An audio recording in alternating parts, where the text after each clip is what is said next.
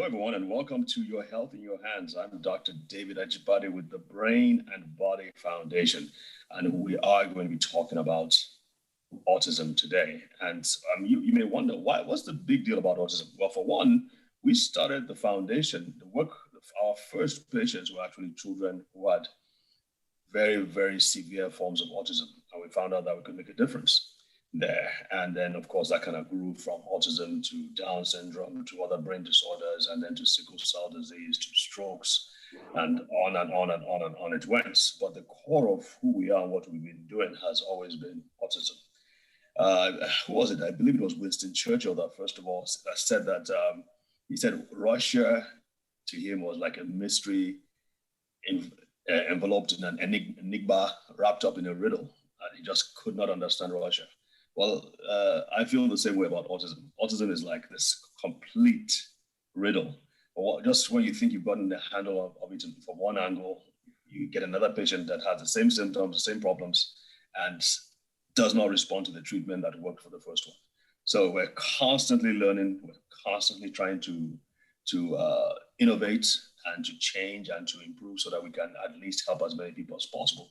Because as you know, autism is here to stay. It's not going anywhere. But in the current stats in the US is one in less than 50 children has autism. That's a disaster. It's a tragedy as far as I'm concerned. And right now, modern medicine hasn't really gotten a handle on it. And therefore, we reach out, and that's why we like to work with and partner with other individuals and organizations who are having a unique approach and are getting really good success. And our guest today is whom I regard as a brilliant genius and also a personal friend and mentor from a country called Poland, and also from Germany, I understand, who is, his resume is long enough to choke a horse. But Dr. Andrzej Kulic, welcome to the show, sir. Well, thank you very much. Thank you. You bet. And we've had several discussions over the years about all kinds of things. And I just want to thank you for being a friend and being a support to us. So let's talk about autism if you wanted to. If you want to. But first, Doc, let's say a little bit about who you are. I think let's let our guests have an idea of who you are and what you bring to the table when it comes to autism, if you don't mind. Well, you see, I am a PhD physicist with specializing in applications of physics in medicine, specifically in writing mathematical models of absent and incompetent human organs or processes. And as time progressed, I went through medical school, naturopathic medical school, and I have probably with autism about 20 years of experience right now. You know, I'm a pretty old guy. I'm 76-year-old, you know, so. 76, wow, you look great. Bald head and all this. But what happened was that about 20 years ago, I got a patient, a mother brought a boy, autistic boy, and they really didn't know what to do about it. I just wanted to help. I understood subconsciously that is a major neurological condition that the child is dealing with, that I couldn't help. Excuse me.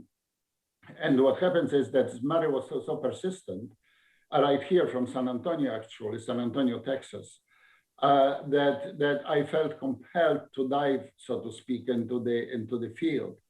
And very quickly, I made some discoveries that allowed me to actually address some of those autistic problems initially. And then as time progressed, as I got a larger group of patients, and you know, I really have very few patients from the United States. I had most of my patients are overseas.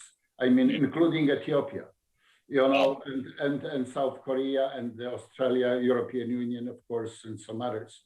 So what happens is that this brought a large amount of experience from different ethnicities and different social groups, which usually doctors don't have. And being a physicist, I was able to write computer programs that actually were able to evaluate all this all this information to give me very tangible indicators of what works, what doesn't. Because you see, the most of people, and I resent, let me put it this way. I resented the statement when doctors tell patients that something cannot be treated or cannot be, the patient cannot be recovered or cured or you know, who are they? I mean, I am a Christian, you know, I don't think that those are gods, you know.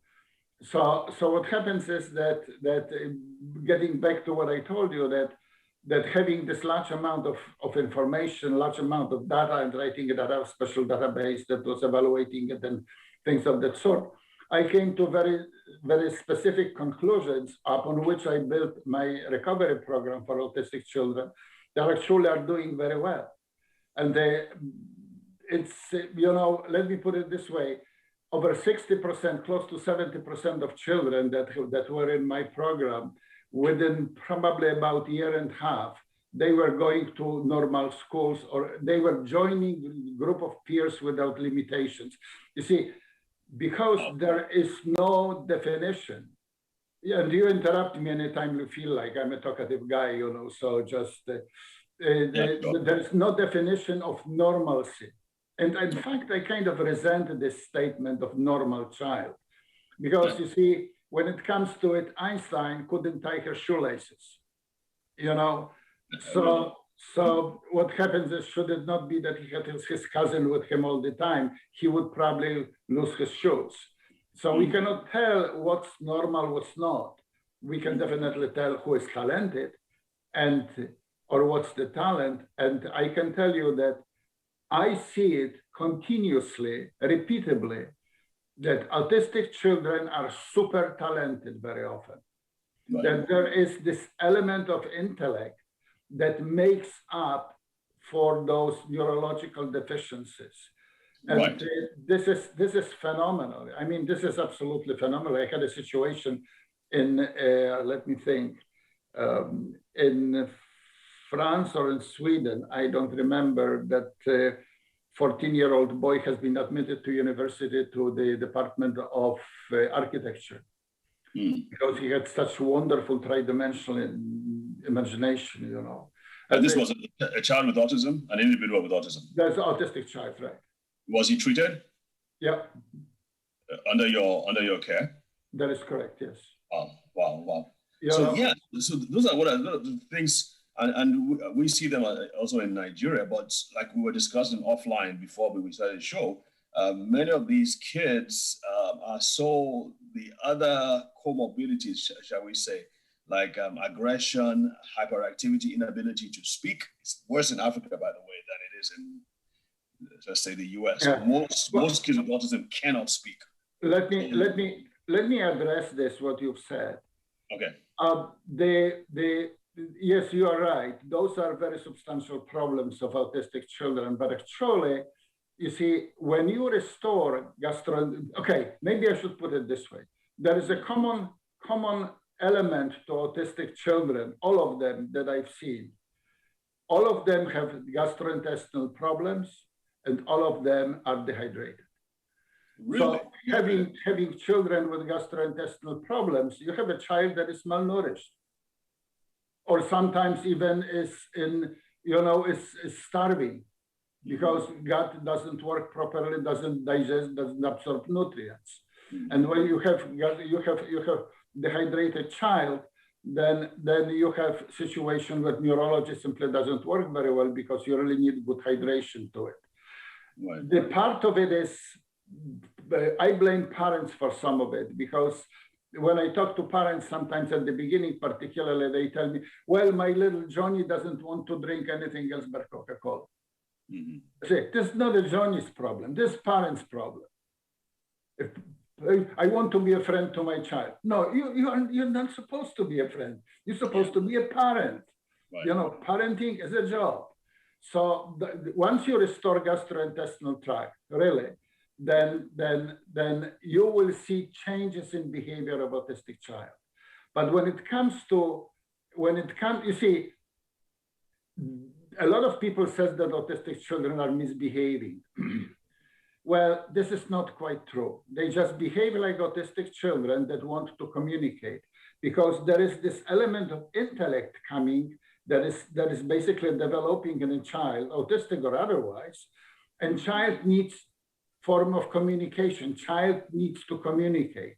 And if child cannot speak because Broca area, the brain part of the speech synthesis is dysfunctional, then the only way to call attention and to make something happen is to throw tantrum.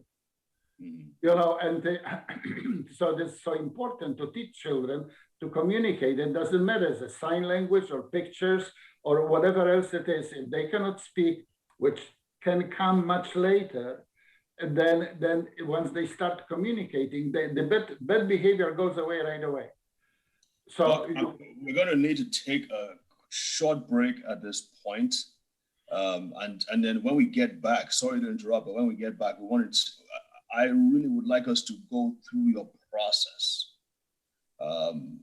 without revealing everything. But when a patient comes to you or a parent brings a child to you, what's your process, the overall view? And because I'm really intrigued by this whole idea of the gastrointestinal system, dehydration, malnourishment, and how that relates to autism and how you are able to address those and fix and help these kids with autism. And I really think people will benefit tremendously from just understanding that process. So okay, let me tell you this. I mean, you know that, so actually to your listeners more.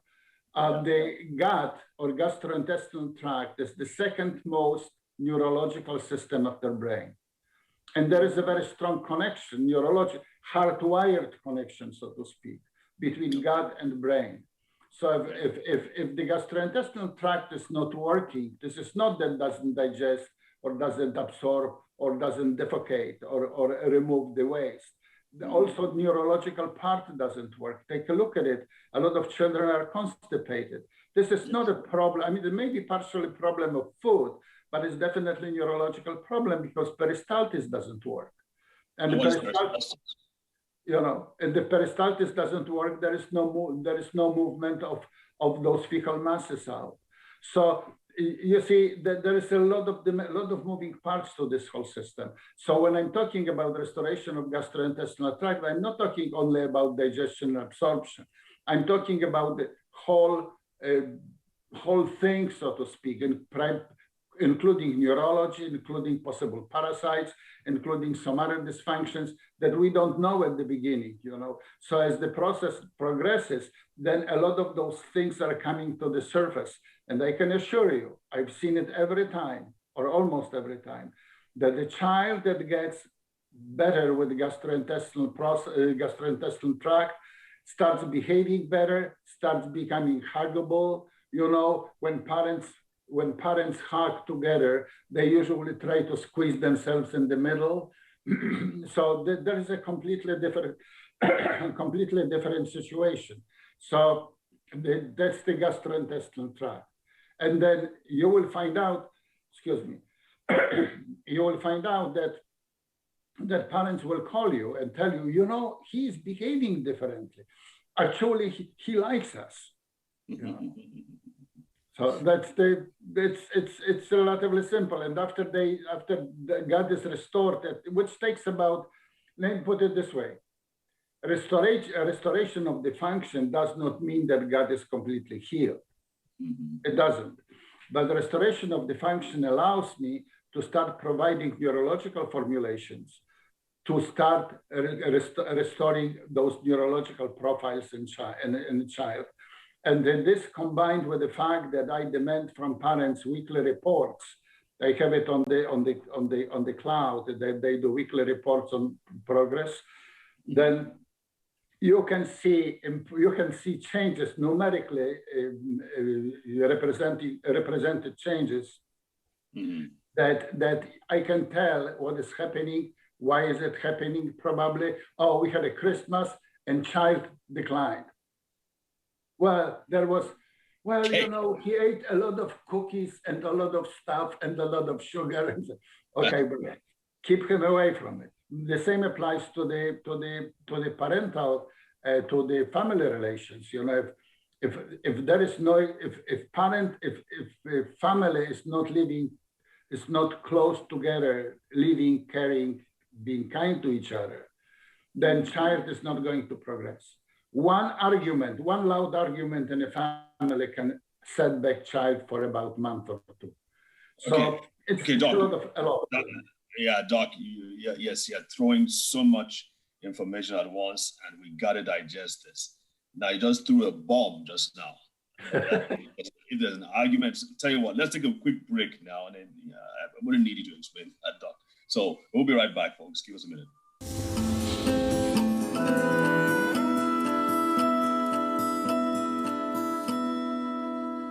All right, welcome back.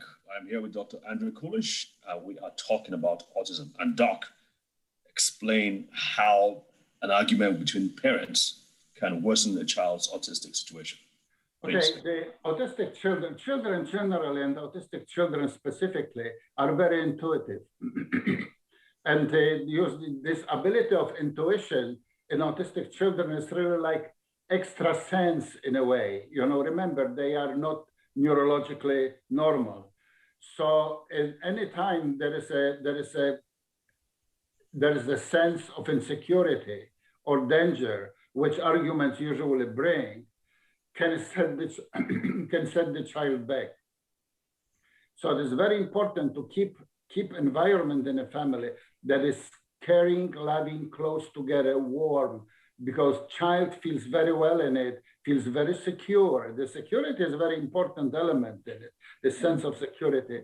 And you will see that the child will function completely differently.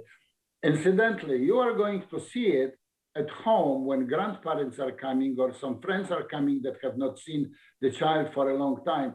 And they will tell you, wow, what a difference it is. And you will take the same child outside to a very noisy supermarket or noisy restaurant. And the first thing the child may do is this, because child will be overwhelmed with stimuli.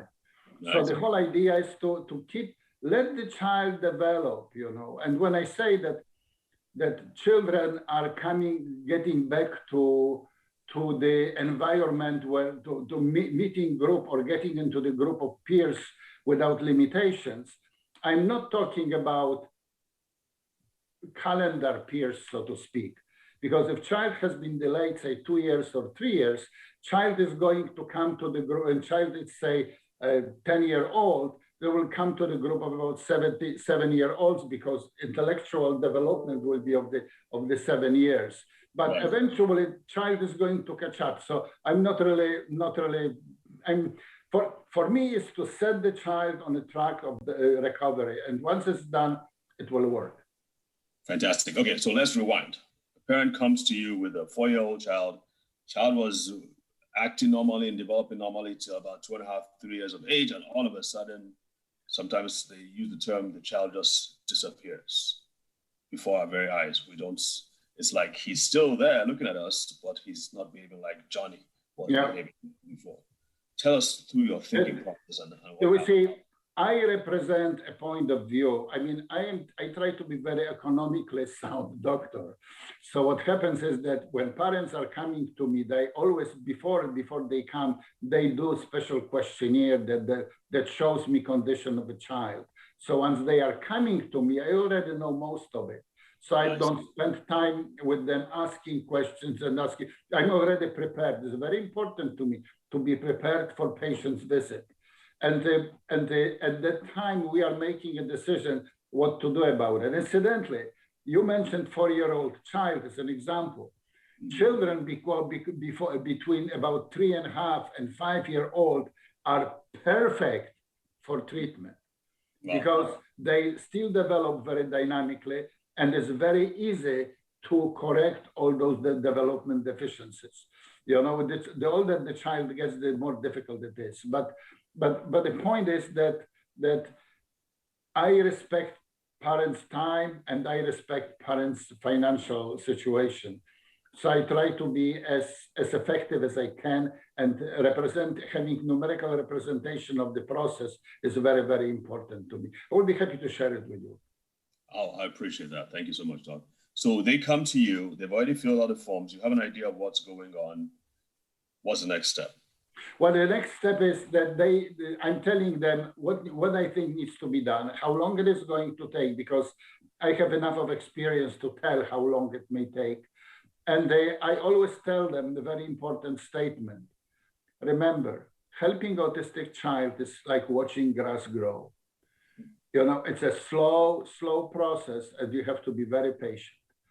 So once they accept this type of view, then all of a sudden things are getting much better, because they are ready, and they get this sense that there is a way to help. Now, there is another group of parents that really don't care much. They want to store the child somewhere in the institution where the child is committed, literally, to some psychological treatment, some drugs, some you know, it's not my style, and I tell parents not to do it, you know. So that's basically all there is. So what if a doctor is hearing this and the argument is that, well, aren't you going to do any tests, any lab tests or any radiological, are we going to look at the brain? I mean, how do you know this child has this? How do you know this child has that? I know you've mentioned from your experience, but how do you debunk that? Because like you said, most of the parents are outside the USA. So most of parents have already done tons of tests, and those tests are relatively fresh, probably 3-4 months old. So this is the first thing. The second thing is that they are looking for help, and they have been through probably dozen of practitioners, doctors, therapists, and others that demanded tons of tests, and there was no improvement, because literally those tests don't help. And other than provide some information. Yeah. Let me give you an example. A lot of parents and a lot of practitioners say that hair analysis is a good analysis for heavy metals and for some other things. Right. Well, yes, but the point is that it takes several weeks for hair to grow, and this hair is exposed to the environment. It's exposed to the exhaust of the cars. It's exposed to the shampoos with aluminum that parents are washing children's hair. That hair has everything the child has ever been around. So when they are clipped the hair and analyze it, then all of a sudden all this stuff is coming to the surface, and all this stuff is written into the test report, and everybody said, "Wow, and he's still alive." It shouldn't be that way. So I represent the different views. Now, there is one thing that you may see, and I'm kind of taking a clip out of my experience. You may see children that have thrush, that have candida, and they can be very affected with this. Nothing seems to be working. Well, candida is a great indicator of heavy metal toxicity. Especially mercury, right? That is correct, right? So the candida chelates heavy metals. You know, so if you have a lot of candida and there is nothing that works, just try to address the toxicity and detoxify the child. There's several ways to do it.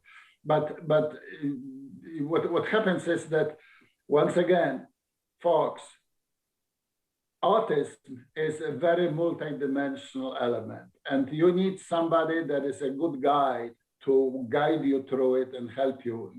So we have this gastrointestinal tract restoration. Then what happens is that giving children cytosols of brain tissues or neurological and animal neurological tissues is incredibly beneficial. It just literally builds children up. So, you know, you don't need to go to some mind-altering drugs, you know, to go. Just give children food, and that would most likely be very beneficial. So we can talk about it specifically some other time. But the point, yes. I would like parents to know that as long as you have hope, your children have a chance. I love it. That's good, because parents, That's what parents are looking for. They're looking for hope. And I know parents who take kids from one doctor to the other, from one commerce to the other, just looking for hope. I think I'll remember this the next time. Speaking of, by the way, the parent I'm thinking about now who came to meet us, and we gave her one of the supplements you recommended. And within a few weeks that she came back to my clinic with a large jar of 3 large, and I mean large, worms that had come out of her son while he was stooling. I've seen it. You sent me the video of it. Yes. I mean, That's Ascaris, right? Ascaris. So it could even be as a result. Autism could even be as a result of infestations from worms. Do you think? Yeah. That's crazy. So, Doc, in our next. And I would like to, David. I would like to mention one thing to you. Yes, sir. That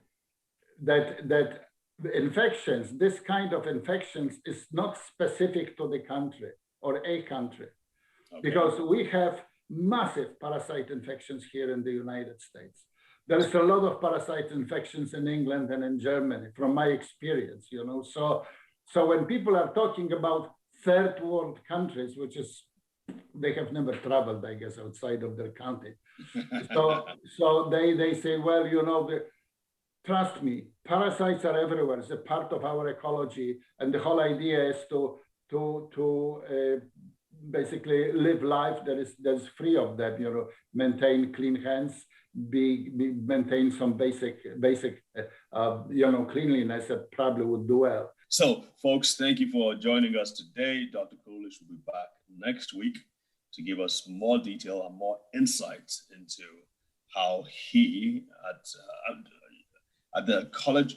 Doc, so what's your email, your website address and your email address? Well, people can look me up at the website address. I have 2 addresses. One is like my last name, KULISZ.com. KULISZ.com, or there is another address is ENHcenter.com, American Spelling Center, ER. Fantastic. All the very best where that's concerned. So we will see you next week, folks, and thank you, Dr. Coolish. You take care. Have a great day. Thanks.